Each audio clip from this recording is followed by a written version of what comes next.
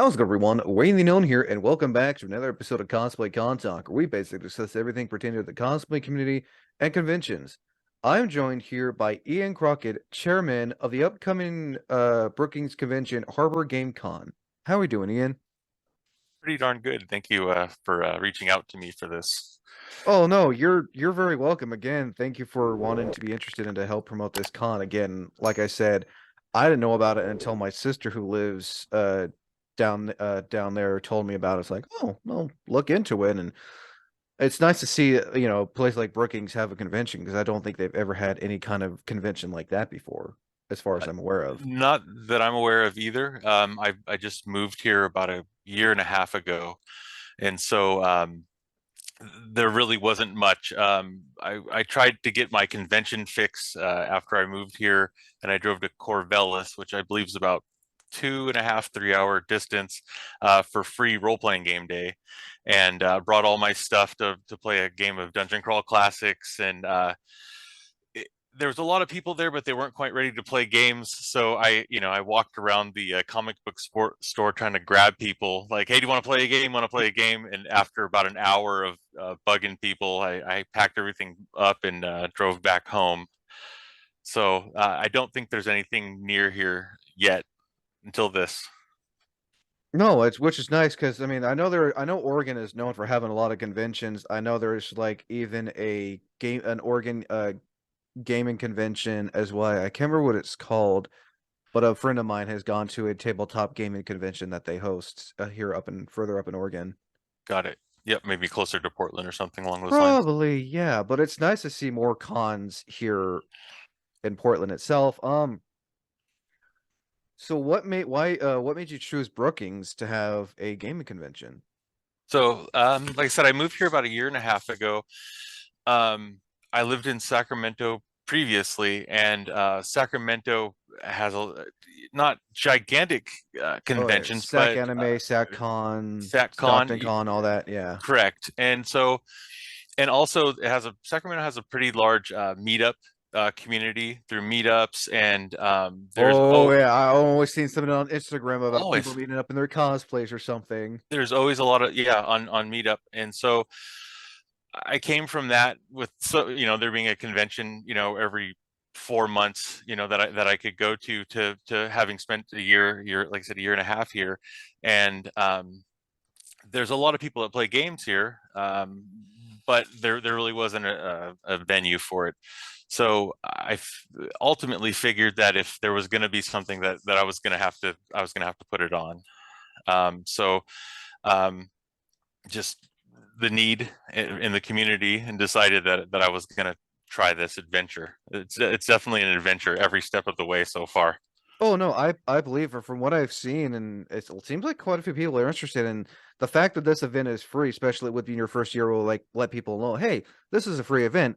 I want to go to this. That you're 100% correct. That was part of my decision making when coming up with the plan for it, was to have this as a free event, to make it easy for people to be able to show up, and I think ultimately easy for me, because as soon as I needed ticketing and things like that, that would have been one extra thing that I would have had to add into my planning. Oh no, not to mention the budget just to get all those tickets made and then send them out and Yeah, I didn't even look into the subject yet. I mean, every little piece that I've done so far, I've had to do research, and figure out how that type of thing works. And I figured that one less thing, plus, like I said, free event will allow people to show up. oh yeah, and there's always some kind of events going on in Brookings. I mean, near the harbor, you got the Pirate Festival.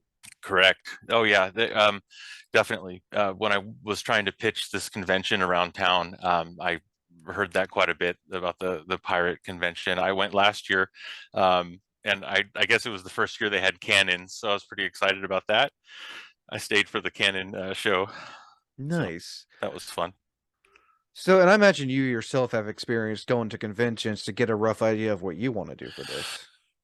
Correct. That was actually, I think, the determining factor in a lot of my decisions, was just being on the outside, looking in on conventions, attending them, and just kind of seeing how they ran a schedule, how they advertised. Um, so I just was kind of just using all the information that I saw from other ones, and there was some speculation and research involved when trying to figure out what I was Oh going to do. yeah. No, I feel like the fact that doing your research or like whether you're going to the con, looking it up, asking people you know who hosted a con, that's a smart thing of doing instead of, just going in blind and not knowing what you're doing. Because then if you do that, then you're kind of like, well, this con may never happen again, kind of thing. Correct, correct, definitely. So, why gaming specific, like for board games and card games and all that? Well, I part of it was kind of talking to the community a little bit and seeing what people played here, what people liked here. I heard some people that liked role playing games. There's a pretty big Magic the Gathering community here. Um, like everywhere I go, either I talk to someone who plays it, their son plays it, a relative. So there's a lot of that. So that was my three decisions. I tried to keep it small this time. So I figured if I kept it to board games, card games, role playing games, those three, that would be a manageable amount of work that I'd be able to schedule. Um, the I don't have much experience with the Magic the Gathering part of it. So I've spent most of my time playing role playing games. So I played Adventurers League, Pathfinder Society, D&D things stuff like like that. that. Yeah, D&D. A lot of road crew for Dungeon Crawl Classics. I ran quite a few of those in open meetups and things like that, and conventions. So that was my determining factors. The role-playing games and so my original plan was I was going to have a schedule set aside for the role-playing games, and then for the board games, and then for the Magic, I was going to have open tables. So it'd be, I think it would have been easier for me to do that. But as soon as I started advertising, the board game community here in Brookings just exploded. Which, like I said, my main thing is role playing games, so I really didn't know the board game part of it. But as soon as I started putting feelers out, I made one Facebook page, or one Facebook oh, post. Thank you. About, hey, what kind of games would you like to play at this convention? The people that wrote about board games, the page was full with people wanting to do that. So I kind of had to change gears at that point in time and make a schedule for board games, because I had so many people coming out wanting to make games, and I realized that the venue that I have it in is a fairly small venue, that I was going to need to make a schedule for the board games too. The that way I knew how many tables I had, how many people I had. For the Magic the Gathering part of it, that's still going to be open tables, since I hadn't had much experience about it. I did a little bit of research, just trying to figure out how Magic the Gathering works, or how a tournament would work, or something along those lines. I went to the Wizard of the Coast site, and they have documentation on what you need to run a tournament, and it's like 55 pages, all text. And I got about 3 paragraphs in, and it was more to add on my plate than, since I'm trying to Oh, keep I, everything I I small. believe it. I mean, plus with this being the first time and knowing that there are people in the community, there's a chance that if this, you do this again next year, you can potentially have some people who want to help out as well. Well, exactly that. And with my my ultimate goal is have this first year go off as a success. I mean, that'd be great. I want people to have fun. So if I have fun, people have fun, people show up. Um, then at the end of it, my plan is then to get some people that did help me this year, or people that attended, and get them together and kind of have a round table and say, what worked, what didn't, and then I can kind of decide what I'm going to do next year. my trick, hopefully none of the people are watching now, because my trick is I'm hoping that those people that help me then will be the volunteers that I can delegate some stuff to next year, because I've been pretty busy. This has been Oh, a pretty oh, good second time job oh, right now. I believe it. How long's it been since you came up with the idea for this convention? I would say, well, I've probably been kicking it around for about 6 months or so, and I'd have to look at a calendar, but I would say I started about 3 months ago, and that involved, like I said, that first post where I kind of just put a feeler out to see if there was a community, and then from there I started with a business plan. That was my second step, because I wanted a framework. It's kind of how my brain works. I wanted a framework with what kind of stuff I was going to have, how I was going to advertise, where the building was, how many chairs and tables I had, um, ways to offset cost, since it is a free convention. I was putting the convention on as a public donation, basically, is what the original plan was. Is that I was gonna, fund this myself, basically, just as a public donation, since there's so many people that need a convention to go to. Since this being a small area, Mm-hmm. there's often not a lot of stuff for And not kids to to do and not to also. and not to mention, and this is no hate on the other cons, but like, with like, Kamori Con, Rose City, Fan Expo, and all those cons, those are like further up. Those are like Hmm. hours away, and not everyone can afford to, go to those cons all the time. So having a local con, especially since this sounds like it's a family friendly oriented con, people can take their kids to go to this con and see what it has to offer. You're correct. Not only have I advertised this as a free convention, but also an all ages, event. I speaking to people, and they kind of, they bring up all ages. Some people have brought up, like, well, hey, can I bring my 5 or 6 year old? And I kind of, they can definitely, if they want it, they want to show them. But I think some of the rules and strategies and stuff you need for the board games and role playing games might be geared closer to like 12 plus. I'm guessing is probably. I mean, but younger, you know what? As many people that show up, I think, would be great, and anyone who wants to learn or play games, they're invited. Nice. Now that actually brings me to the next question. Will it cost anything to play the games?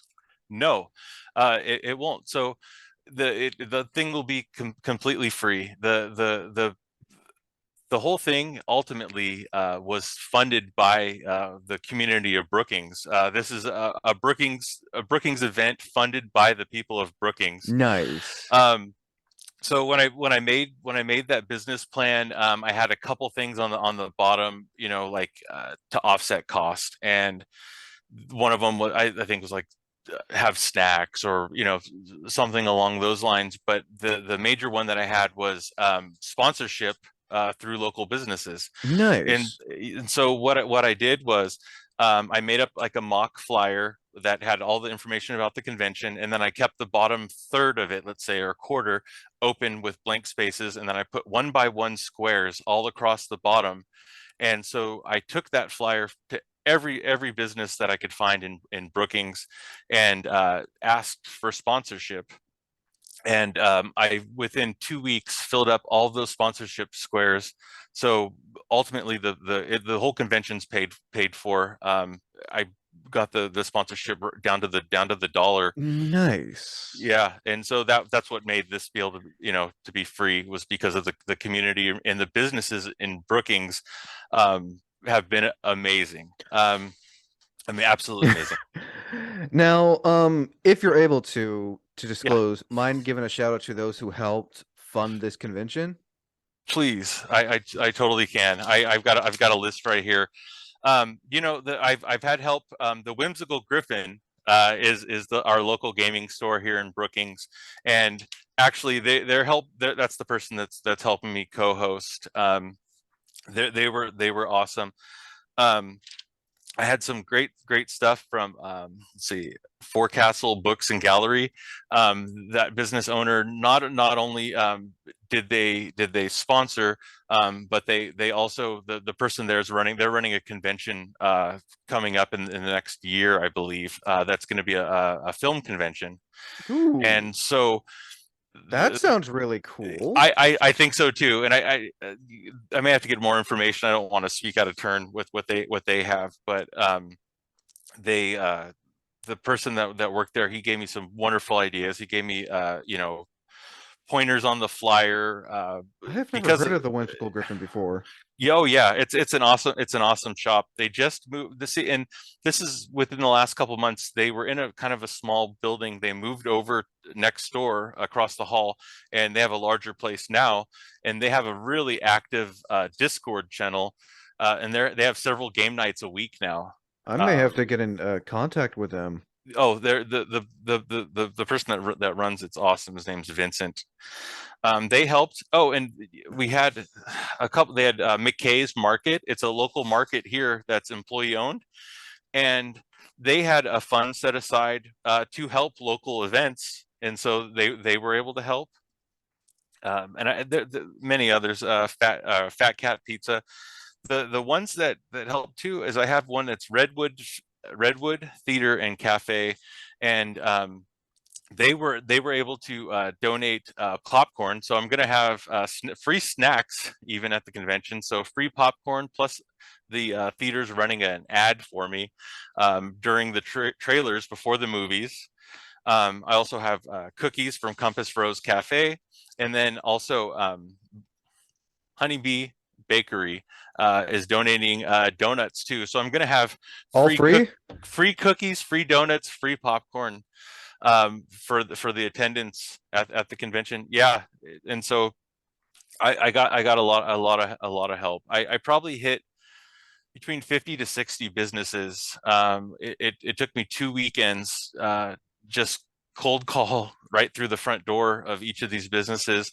And with that flyer, when I was getting that sponsorship, I'd walk in the door and say, hi, my name's Ian. And that was actually one of the things. I wasn't saying my name at the beginning, but one of the business owners, said, you should probably say who you are when you walk through the door asking for sponsorship. So I would go in the door, and saying, hey, I'm running this convention. Um, I'm doing this so people and kids have something to do.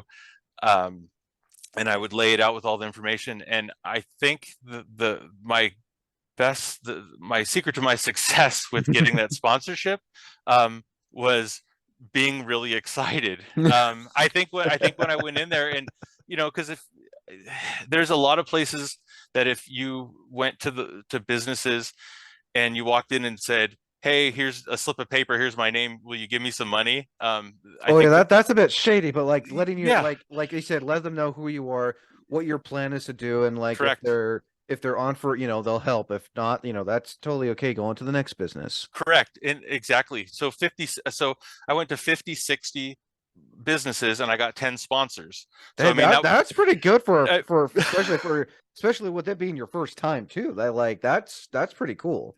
I think so. And like I said, I think having that business plan. So if people had questions, plus being excited and going in, and I think people could see that I was excited and it was genuine. And I think that going in and talking to people and hitting the street walking was definitely Oh no, success. I feel like when the promoter themselves or the chairman in this Yeah. case goes to like instead of sending people like they go themselves, that shows people, yeah, this is legit. Yep. And so once I got that sponsorship with that flyer, the deal was I was going to print out 200 of those flyers with their one by one ads on the bottom of it. So I finished that. So that was another thing. I mean, printing double-sided glossy flyers, that added to the cost. The 200 flyers was, let's say $1 a piece just for the flyers. So once I got that done, I went to Crescent City, I went to Brookings and Gold Beach, which is an hour 45 minutes north, and I hit every single business I could, and I got all 200 of those flyers out. Nice. Yeah.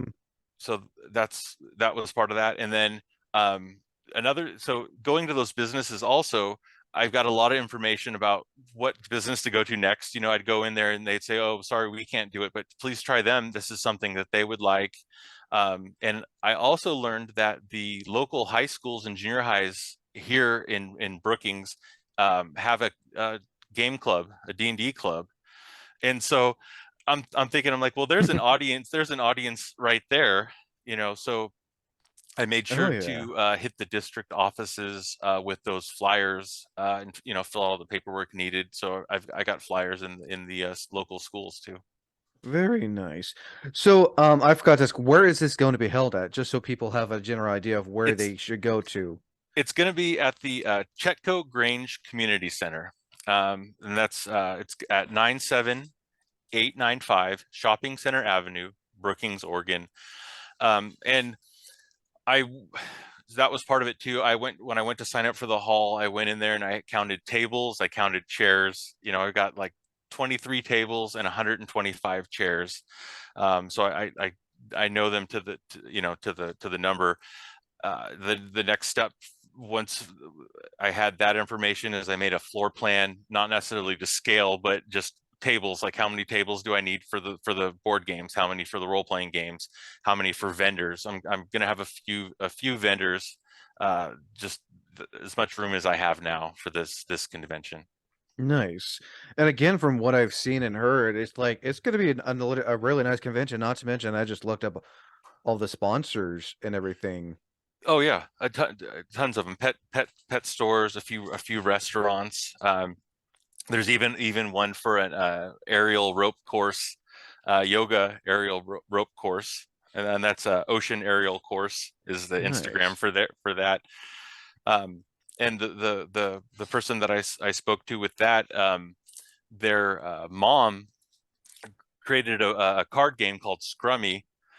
I think it's Scrabble Rummy mashed together, and so they were excited about it, and they're one of the people that are going to be there as a vendor selling their game as well as teaching people how to play it. Nice. Yeah, I'm excited. Very nice.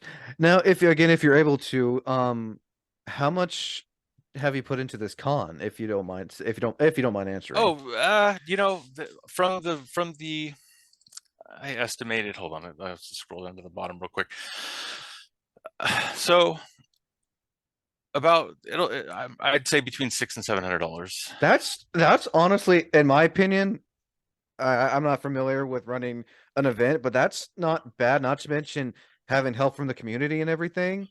Oh yeah, I mean that added hall, um, everything you need to sign up for the hall.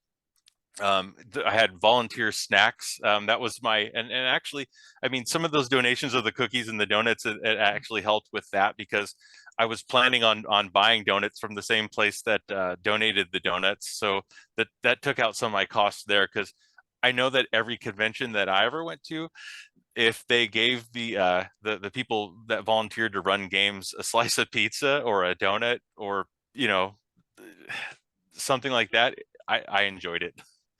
I mean, that's my motivation.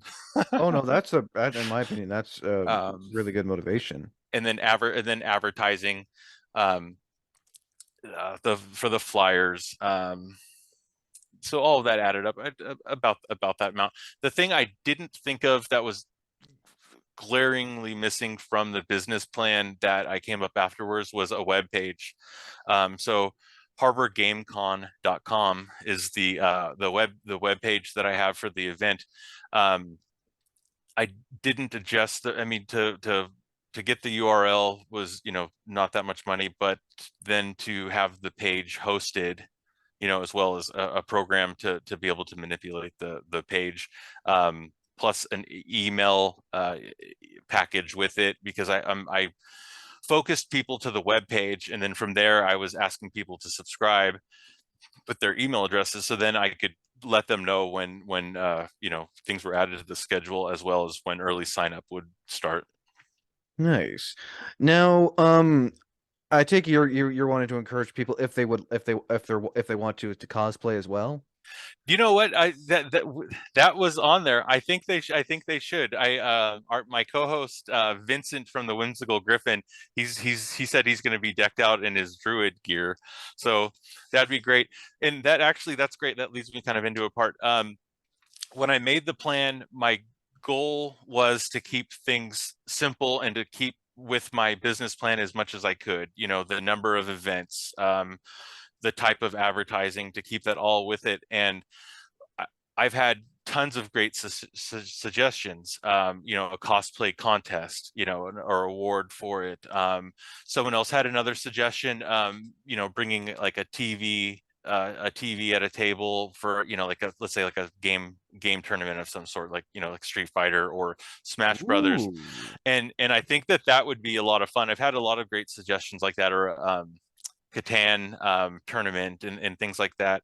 Um, I had to kind of leave those out till next year because I was kind of nervous about adding too many things as I was going. So if and when things go well on March 18th, um, I think that next year I'll be able to add more things depending on how this one goes. I think that there may be a lot of adjustments once the date comes and goes. So then I'll know a number of, you know, people that show up, what worked, what didn't work, what interests people. Um, I'm also hoping, you know, now that I had, you know, a great group of sponsors, as well as when I handed out the 200 flyers, I made sure I wrote down all 200 places that the flyers were.